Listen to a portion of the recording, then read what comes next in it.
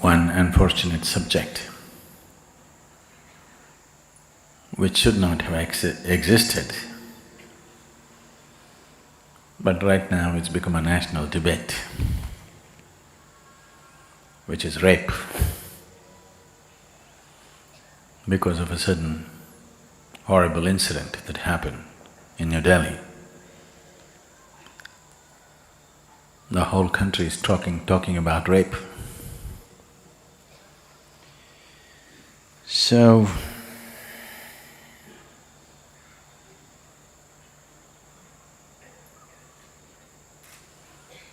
this needs to be understood, that though there may be a sexual stimulus to rape, it is not about sexuality alone. It's about the power to possess.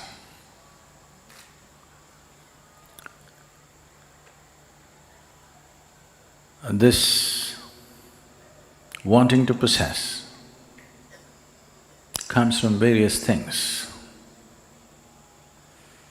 One fundamental mistake that societies have done is somewhere in the minds of the youth, the male youth in the world, we have put the idea that a female is an object, a thing that you can possess. Either somebody's father can give you away, if he refuses, you can take it. It's still there, isn't it, in the background? Somewhere very deep in the psychological structure, there is an idea that a woman is a commodity. A commodity is… if something doesn't have a mind of its own, that's a commodity. So,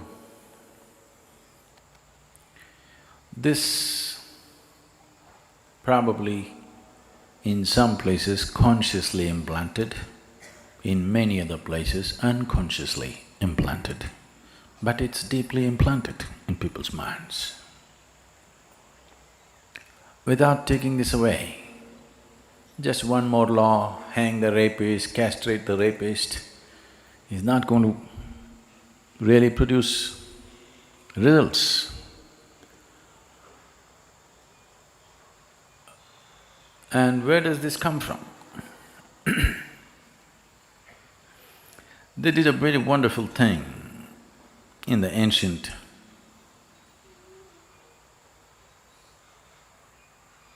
Bharat or India. The Hindu law proclaimed, a man cannot go to heaven without his wife. You must understand the significance of this. I want you to understand the significance of it. A few thousand years ago, in many ways today, the playing field has been leveled for man and woman not because of any great social evolution, but because of technology. The technological development which has made a woman being capable of participating in many global activities. If there was no technology, if it was a question of your physical strength which carried you from place to place, definitely a woman would be still very homebound. Not that she shouldn't be home, I'm saying being home is one thing, being homebound is one thing. Being home is nice. Being bound by home is a different thing.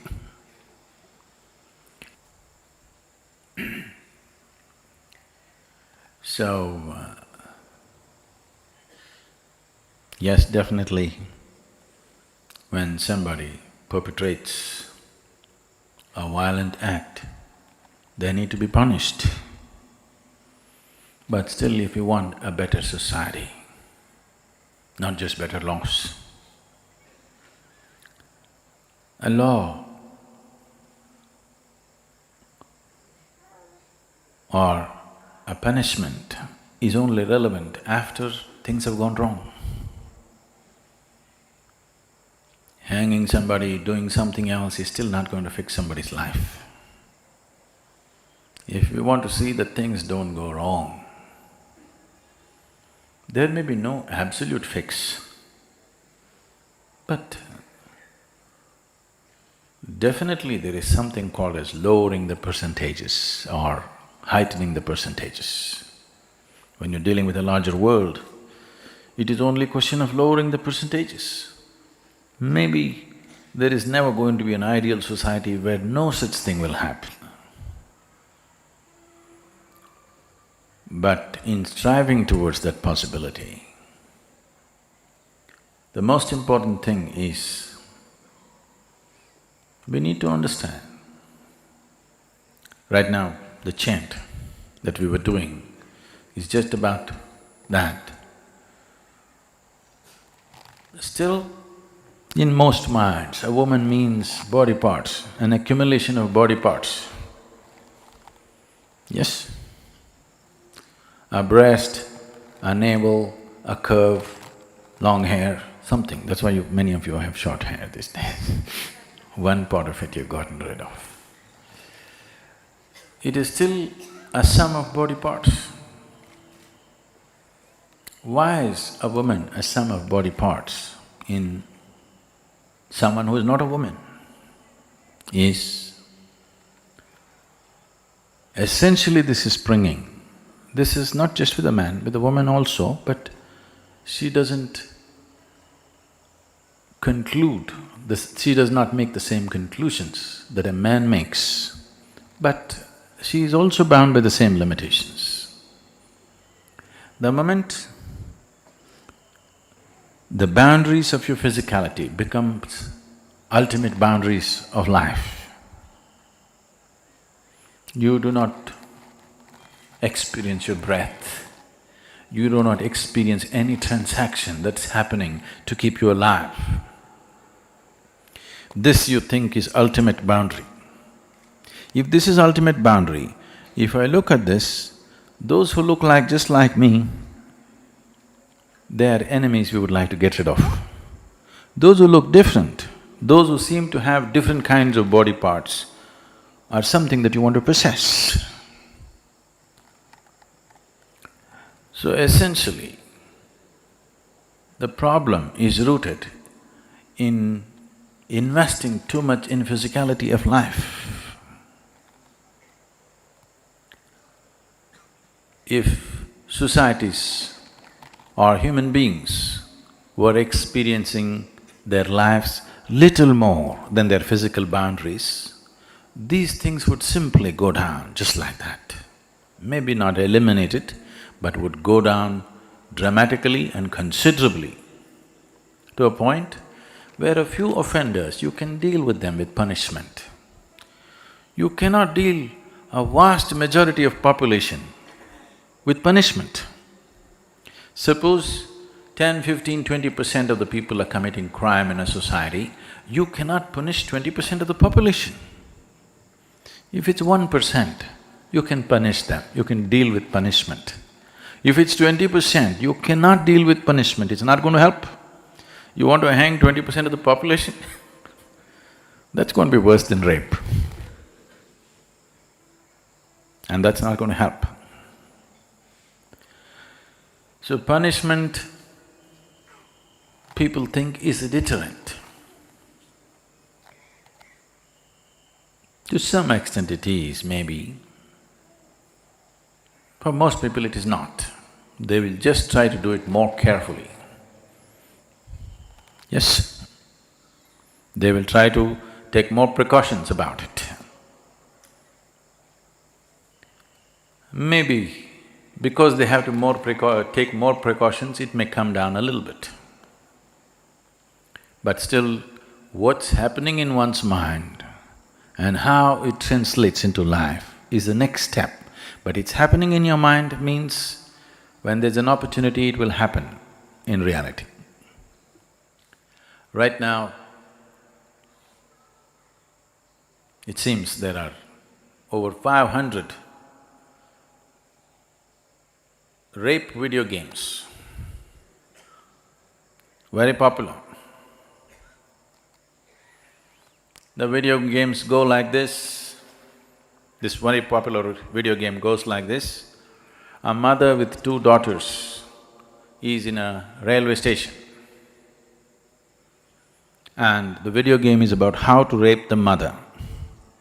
If you successfully do it, you'll get one of the daughters. This is a video game commercially being sold, bought in millions. Secretly, people playing these games in their homes or offices or wherever on their computers. We are nurturing a sick world and we expect it to not to happen in the railway station. It will happen. This time it happened in a bus and this time it happened in the capital city. So it's big news, the whole country and the media is on, fine. Attention was needed for this. But if it happened in somewhere, some local place, in some village, in some little town, it would be just one more statistic, or it does not even become a statistic because nobody reports such things. So, the important thing is, this is not about rape, this is about what kind of human beings are we raising. Commerce has taken precedence over humanity. Commerce is not about serving humanity. Humanity is serving commerce. It doesn't matter what you can sell. As long as you can sell it, you're doing great and you have to scale up. So, there is a lot of looking at that humanity has to do. One particular case of rape has brought the consciousness of the nation to a certain brink. Using this, it's time that we look at the essentials of life, whether the crime or violence or forceful acts are committed against a woman or a man or a child. It's the same thing. It's not… one is not different from the other. If we approve one forceful act, the other one will naturally evolve out of it. This must start from the home situation. If you can force feed your child, you can be forcefully sexed also tomorrow. I want you to understand this. This is how it starts. If you think you can force feed your child, force is okay. As long as you get to do what you want to do, then everything else follows. These are the offsprings of that. We don't want to attend or destroy the root, we just want to prune the surface because right now it hurts us. That is not a solution. It is disheartening to see on the national news channel, the discussion is, should we castrate them or not? So, today if you castrate a rapist, tomorrow you cut off the hands of a thief, cut off the head of somebody else who uses his brain. There is no limit to this is not the solution.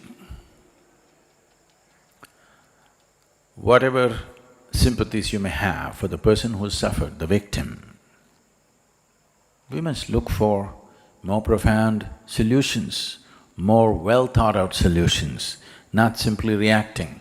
Reacting to one violence with another violence is not going to breed a right kind of society. Now, is this in one society? It is not. It is just that in some societies the law enforcement may be little better. Don't think people are better, no. Law enforcement is little better, So it's little more contained in certain societies, little less contained in other societies. One way, yes, protection by law enforcement is needed, no question about that. But still, a transformation where law enforcement can be limited to a small percentage of criminals is the society we want to live in. We don't want a big segment of population being curtailed by law enforcement alone. If there is no policeman, they will do something else. It's a dangerous situation to live in. The statistics say that 96% of the rapes happen within the home. Law enforcement never ever gets involved in this. 96% of the rapes happen within the four walls of the house. So it never goes to the law. So this cannot be contained by law. Maybe the super violent rape like what happened in Delhi could be controlled to some extent by law enforcement, but not the other things. The fundamental thing is that you want to possess, humiliate and subjugate another human being. This is happening because of a certain level of inadequacy, a certain level of incompleteness within you, that only by possessing something, you will feel little better. Whether to fulfill this possession, you go shopping or you go raping. It's the same thing. Something is inadequate. You want to fulfill this by getting something. This will find all kinds of ugly expressions. Some of them you may think is harmless, but if you do this today and fulfill yourself, tomorrow you would like to step it up to something else and something else and something else. It will not stop at one thing. So the solution is not in just containing it, the solution is in transformation of the individual human being. And nobody is willing to invest any time or life to make this happen. Everybody wants an instant solution, go on the street, protest for 2 days and world will change. World will not change. If world has to change, first thing is willing to invest time for my own transformation. Only if you're willing to invest time for your transformation, you're willing to invest time for other people's transformation because you understand the value of what it is. If you're not willing to invest time upon your own transformation, where is the question of doing anything for anybody's transformation? If you do not know the value of what it is experientially, you will never invest.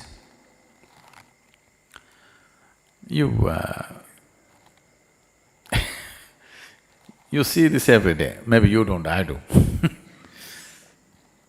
Every day, well, you have also seen, morning you get up, you want to do your yoga, but every day there's something more important to do than yoga. Yes, look back in your life, what great things have you done which are so important? There will be nothing great. But when you want to do your morning meditation, you will see there is something more important to do. This means you do not hold human transformation as a very crucial thing. You think it's an entertainment, you think it's a side thing to do. It's not the side thing to do, it is the main thing to do. Transformation is the main thing to do. If we do not transform individual people, you just have to do with a world full of criminals. Some will commit, some will not commit, some will do it on the video game, some will have the courage to do it on the street. Closet rapist or street rapist, not very different, isn't it? Maybe for the victim it's different, but for the world that we live in, it's not different. You're still living with such people, isn't it? So if this has to change, we need to understand that individual transformation is the most crucial thing. If we are not willing to invest on that, we just have to do with what we have, and worse will come.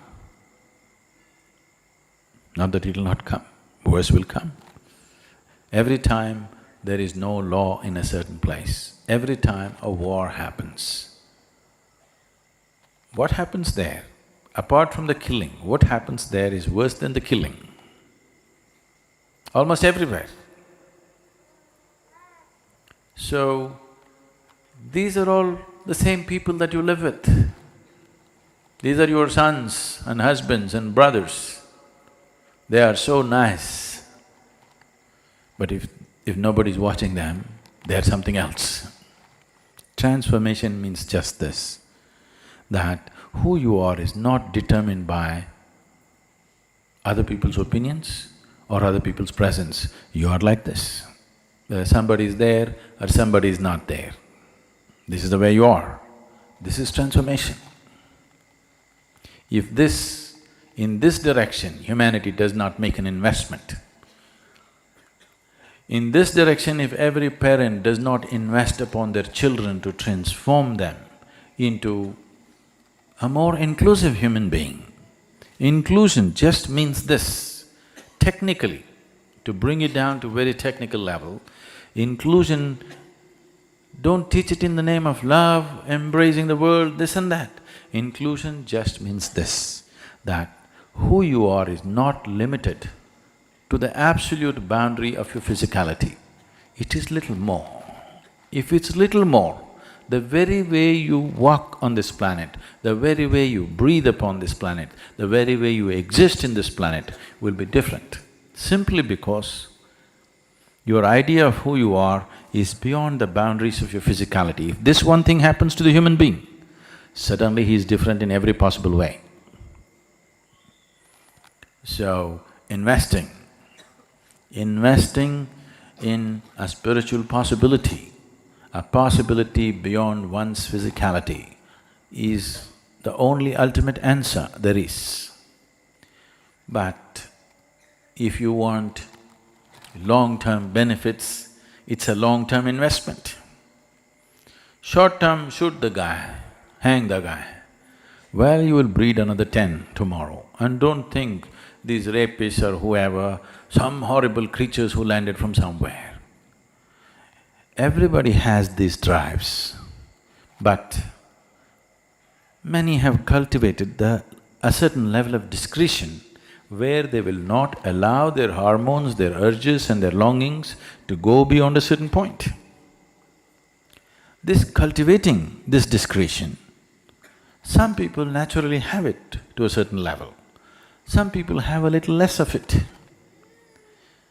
Culturally, in terms of home situation, in terms of schools, if this discretion is not brought about, that an individual person is able to employ his discretion, it doesn't matter how hungry you are, how much you're longing, you're able to stop yourself at a point. If this discretion is not taught to every individual, if this is not cultivated, one drop of alcohol, they'll become animals. That's what is happening. Very nice people, one drop of alcohol, they're becoming like animals because their discretion is taken away. They were always animals, controlled. But once you remove the stopper, it goes away. So this is one way, but the more important way is to evolve this human being to a place where he is a being, he is not driven by his body alone. Body is just one aspect of him. If you close your eyes, your body should disappear. All the needs of your body should disappear. It does to some extent for everybody. To what extent is a question of how much have you invested. If you invest enough, if you close your eyes, this body and the ways of this body do not apply to you anymore. This needs to happen more than ever now, because humanity is on a certain threshold. We can either fall this way or that way. We are in numbers like never before. We are packed on the planet closer than ever before. If you're going to really sit close up with everybody upon this planet, it's very important that people next to you don't stink, isn't it? No? Yes or no? If each one of you were living in your own forest, desert or mountain, we didn't care how they smelled. So we're living very close up. World is getting more and more populated. So it's very important that people who sit next to you are clean and well-behaved, isn't it?